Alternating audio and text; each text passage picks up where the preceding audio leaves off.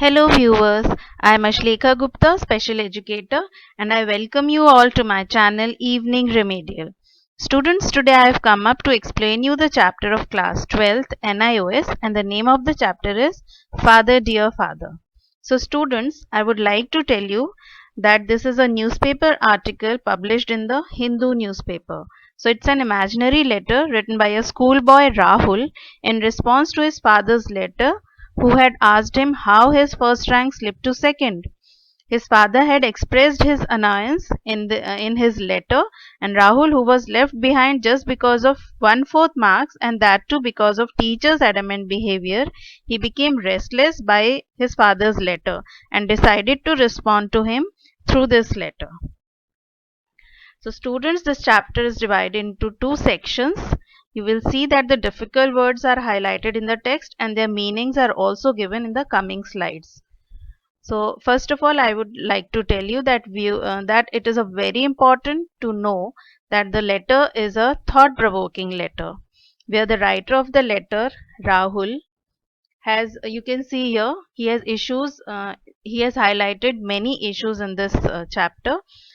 So the first issue is relevance of education system. इस education system का क्या फ़ायदा है और इस मतलब हम एजुकेशन क्यों लेते हैं.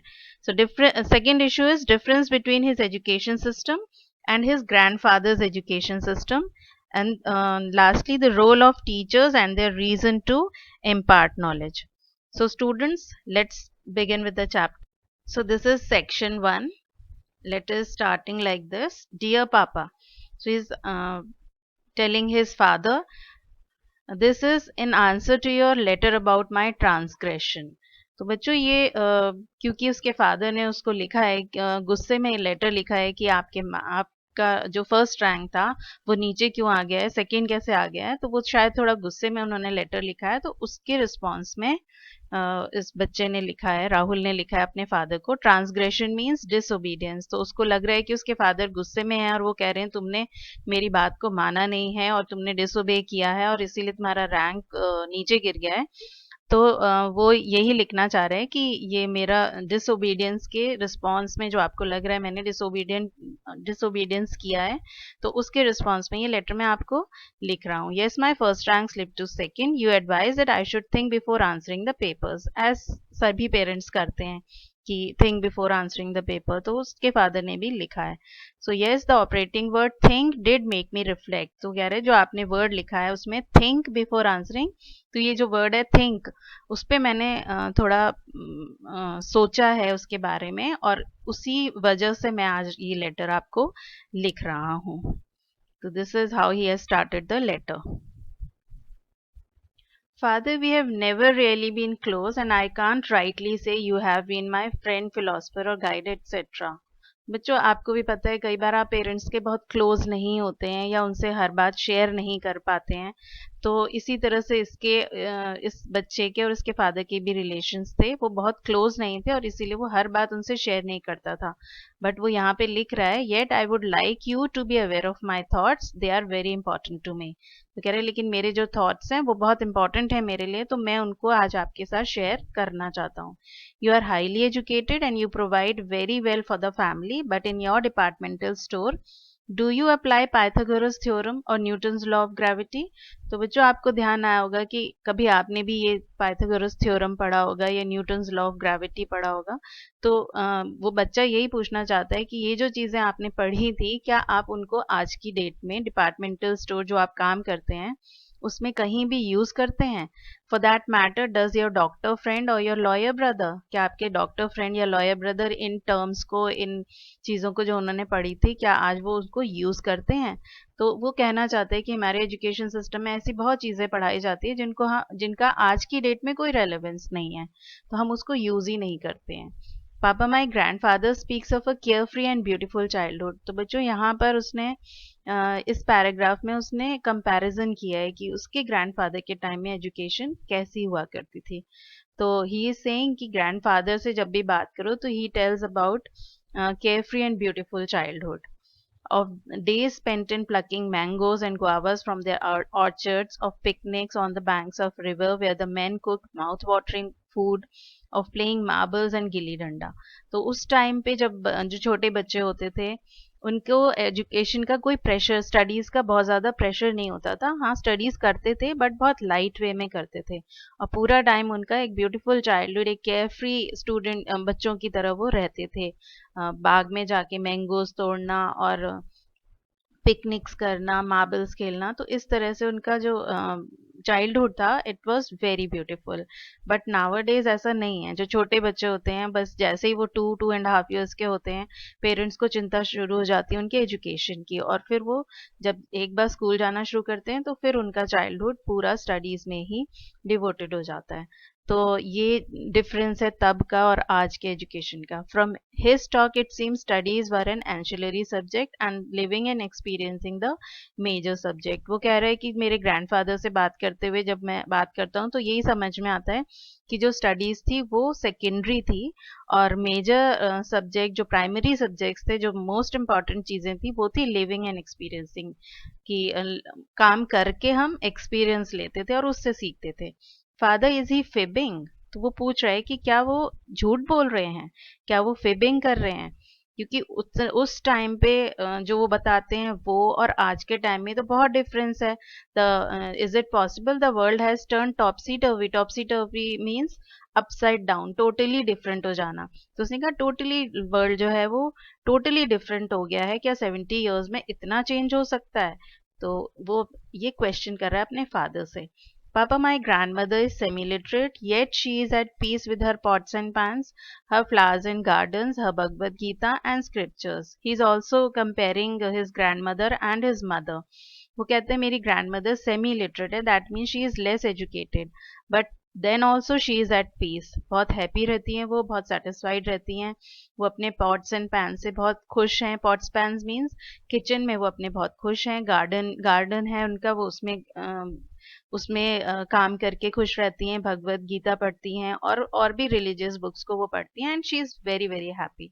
My mother highly qualified. अब वो कंपेयर कर रहे हैं कि my mother who is so highly qualified, वो हाईली स्ट्रंग, टेंस और नर्वस रहती हैं, वो ज़्यादा वरिड रहती हैं हमेशा। तो do you think literacy makes us restless, afraid and frustrated? तो वो पूछ रहा है अपने फादर से कि एजुकेशन जो है वो हमें रेस्टलेस और अफ्रेड, डरने वाला बना देती है, हमें रेस्टलेस, नर्वस बना देती है। तो he is questioning all these issues. O papa last week, now students this is section 2। O papa last week my rose plant almost died. अब यहाँ पर वो बता रहे हैं कि जो हमने पढ़ाई की थी उनका हमारे डे टू डे लाइफ में क्या यूज है, क्या वो रेलेवेंट है हमारे लिए। Oh papa last week my rose plant almost died. कह रहे कि लास्ट वीक मेरा जो रोज प्लांट था वो बिल्कुल मरने वाला था। सम पेस्ट, और वो ये बता रहे हैं कि कुछ पेस्ट यानी कि इंसेक्ट्स ने उसको खा लिया था। I asked my biology teacher what I should do to save it. Biology teacher से उसने इसलिए पूछा क्योंकि वो उसको पेस्टिसाइड्स के बारे में पढ़ाती थी, और पेस्टिसाइड्स वो मेडिसिन होती हैं जो पेस्ट को डिस्ट्रॉय करने में हेल्प करती हैं। तो वो जब उससे लगा कि बायोलॉजी टीचर जो पेस्टिसाइड्स के बारे में पढ़ाती है वो हमें बता पाएगी कि रोज प्लांट को बचाने के लिए मुझे क्या करना चाहिए। So that's why he asked his biology teacher about it, and she was cross means she became angry. So he's saying कि biology teacher became angry. She said go and ask the guy who keeps gardening things. उसके पास जाके पूछो जो gardening करता है, जो जिसको हम माली कहते हैं, गार्डनर कहते हैं, वो इन चीजों के बारे में he will tell you. We learn about pesticides but we do not know how to use them. तो ये वो बता रहे हैं कि एजुकेशन सिस्टम में हम पेस्टिसाइड्स के बारे में पढ़ते बहुत हैं, लर्न करते हैं, सब कुछ करते हैं, बट हमें उसको यूज कैसे करना है प्रैक्टिकली लाइफ में वो हमें नहीं आता है। O father it matters not to me why the apple does not fall upwards, not do I care about what Archimedes did. तो ये आर्किमिडीज और न्यूटन ये साइंटिस्ट थे जिन्होंने ये सारी डिस्कवरीज की थी। तो कह रहे हैं इनसे मुझे कोई फर्क नहीं पड़ता उन्होंने क्या डिस्कवर किया था। What matters to me is that my rose plant remain healthy. जो मुझे डे टू डे में जो मेरी प्रॉब्लम्स हैं वो सॉल्व करना मेरे लिए मोस्ट इम्पॉर्टेंट है। तो वो चाहता है कि उसके प्लांट्स ठीक रहें और वो अपने घर में, अगर उसके हाउस में फ्यूज चला गया है, इलेक्ट्रिसिटी की कोई प्रॉब्लम हो गई है, तो I should know how to do something about it, मुझे वो करना आना चाहिए because I am educated. I should know how to make a desk for myself from my carpenter's tool. हम कारपेंटर्स टूल के बारे में इतना पढ़ते हैं बट हमें उनको यूज करना आता ही नहीं है, हम उनको कुछ उनसे कुछ बना ही नहीं सकते. Instead I learn about hypotenuse, rational square roots and many more different difficult terms in mathematics. तो ये सारी चीज़ों से हमें डे टू डे लाइफ में कोई हेल्प नहीं मिलती है. तो ये हमारा एजुकेशन सिस्टम, वो कहना चाहता है कि हमारा एजुकेशन सिस्टम बहुत रेलेवेंट नहीं है. Papa, once I asked my grandmother how she got to be so wise. Do you know what she said? By living and experiencing. वो अपनी ग्रैंड मदर से एक बार पूछता है कि वो इतनी वाइज कैसे हैं, वो तो इतनी पढ़ी लिखी भी नहीं है. Then why how she has become so wise. तो वो उसको जवाब देती हैं कि बाय लिविंग एंड एक्सपीरियंसिंग, करते काम करते करते एक्सपीरियंस होता रहता है और हम धीरे धीरे चीजें सीखते रहते हैं. एंड शी लाव्ड एज दो I had asked something which was so obvious. और ये सबको ही पता है कि करने से हम एक्सपीरियंस से बहुत कुछ सीखते हैं. तो उन्हें लगा कि ये तो सबको ही मालूम है, why he is asking like that, और वो हंसने लग गई. आर वी लिविंग पापा और इज लाइफ बाय पासिंग अस. उसका ये बहुत बड़ा क्वेश्चन उसने रेज किया है कि क्या हम रियल सेंस में लिव मतलब जिंदा है या लिविंग है हम कर रहे हैं, कि लाइफ हमें बस साइड करके पास होती जा रही है और हम बस पढ़ाई लिखाई में लगे हुए हैं और उसको हम यूटिलाइज कहीं नहीं कर पा रहे हैं. तो it's a very big question. What I fear is that if I were to meet Newton face to face, हम इतना न्यूटन के बारे में पढ़ते हैं तो हमें उसके बारे, हम अगर उससे मिलें तो हमें उसको पहचानना भी चाहिए क्योंकि हमने उसके बारे में इतना पढ़ा है.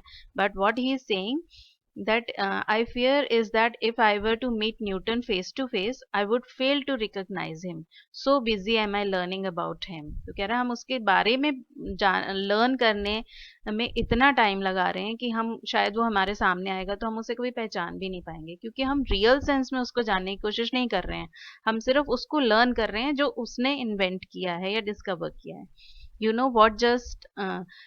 Just like that boy Vinu in that award-winning film, he prattles on the hibiscus is red 100 times, but in this book he colors it yellow.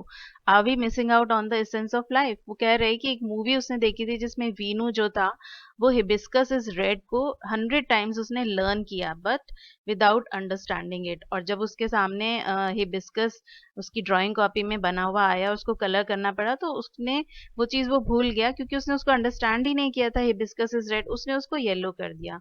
So he is saying we are missing out the essence of life. हमारे जो real meaning है, जो real essence of life है, उसको हम miss करते जा रहे हैं. Anyway, Papa, do you know where I lost that quarter mark that brought about my fall? अब यहाँ पे वो राहुल ये बता रहा है अपने फादर को कि how he has lost that quarter marks जिसकी वजह से he has slipped to second rank. So it was a fill in the blanks. I heard that I was invited to tea and my teacher was adamant that he was invited for tea. So आप देखिए यहाँ पे सिर्फ एक preposition का difference है. Question था, fill in the blanks था कि preposition fill करना है, तो he is saying कि मैंने invited to tea लिखा था और मेरे जो टीचर हैं वो बता रही थी invited for tea होना चाहिए, जबकि हमें पता है बच्चों ये दोनों ही करेक्ट हैं, दोनों यूज ठीक हैं. तो अगर ये बेनिफिट ऑफ डाउट हमेशा मिलता है बच्चों को कि अगर वो अपने वे में उन्हें जो ठीक लग रहा है और अगर वो रियल में ठीक है तो उन्हें उसके मार्क्स मिलते हैं. बट उस टाइम पर जब ये लेटर लिखा गया, टीचर्स बहुत डोमिनेटिंग होते थे और वो हमेशा ये कहते थे कि जो हमने बताया है वही करेक्ट है और आपको वही लिखना है. तो ये एक एजुकेशन सिस्टम 20 ईयर्स पहले इस तरह का था. तो वो यही कह रहे हैं अ मैटर ऑफ ग्रामर, सिर्फ एक ग्रामर की छोटी सी प्रॉब्लम थी. एंड पापा if he says George Bush is the president of India, वो बता रहे हैं कि टीचर कितनी एडमेंट्स होती थी उस टाइम पे होती थी और उनकी हर बात को हमें बिना सोचे समझे मानना पड़ता था. Even if they are saying wrong we have to accept it. तो George Bush is the president of India, वो कह रहा है अगर टीचर बोलता है कि George Bush president of India है तो हमें वो मानना पड़ेगा, जबकि हमें पता है कि उस टाइम पे George Bush was the president of America. If he says the sun rises in the west, so be it. and if he says the earth is flat, it will be my papa. तो he is saying कि जो teacher बोलेगी हमें वो सब मानना है. अगर वो कहती है earth is flat तो हमें मानना पड़ेगा, जबकि हमें मालूम है कि earth is round. और अगर वो कहती है sun rises in the west, वो भी हमें मानना पड़ेगा, बट हमें पता है कि sun rises in the east. तो उसका कहना है कि टीचर्स इतनी एडमेंट होती है कि हमें उनकी अगर मैं अपनी टीचर की बात नहीं मानता हूँ और अगर उनका कहा हुआ नहीं करता हूँ, तो what happens this, at least on my, he is saying my first rank is at stake. अगर मैं उनकी बात नहीं मानता हूँ, तो मेरा जो रैंक है, जो मार्क्स हैं, वो कम हो जाएंगे, वो डिडक्ट कर लेंगी. तो eight least on my answer papers I will definitely right the answers which ever she और ही इज सेइंग. तो वो अपने फादर से थोड़ा यहाँ पर अनॉयड है और वो ये एक्सप्रेस कर रहा है कि अगर टीचर गलत भी बोल रही है, then also I will write the wrong answer only, because अगर मैंने वो नहीं किया तो मेरा जो फर्स्ट रैंक है वो नहीं आएगा. तो still my dearest papa, I shall keep your advice in mind and try not to lose any quarter marks. और वो कह रहे हैं कि मैं ट्राई करूंगा कि मैं कोई क्वार्टर मार्क्स अब ना मतलब मेरा ना कटे, और मैं आपकी एडवाइस को पूरा मानूंगा. तो यहाँ पर वो थोड़ा सरकास्टिक है अपने फादर के लिए, और वो नाराज है इस बात से कि वो उसको कह रहे हैं कि आपको ध्यान से करना चाहिए. So as always yours ever obedient son Rahul. तो यहाँ पर उसने क्लोजिंग सैल्यूटेशन जो हमारा होता है वो इस साइड में लिखा है, क्योंकि उस टाइम पे लेटर्स में इसी साइड पे लिखा जाता है, और आपको ये मालूम है कि अब हम इसको इस साइड में लिखते हैं. So in the end it's written, your eyes will not see this anguished plea, my father. This was only to lighten my overburdened heart. तो यहाँ पे वो लिख रहे हैं कि मैं कभी भी इस लेटर को, यहाँ से क्लियर हो गया है कि he is not going to post this letter. वो जस्ट अपना ओवरबर्डन हार्ट था, जो वो दुखी था अपने फादर के लेटर से, उसको लाइटन करने के लिए उसने ये लेटर लिखा था. It is not all heart arteries and muscle, it feels too. और वो ये कह रहा है कि मेरा हार्ट सिर्फ आर्टरीज और मसल्स ही नहीं है, उसके अंदर फीलिंग्स भी हैं और इमोशंस भी हैं. So it's written a newspaper article from the Hindu paper. So this was about the chapter.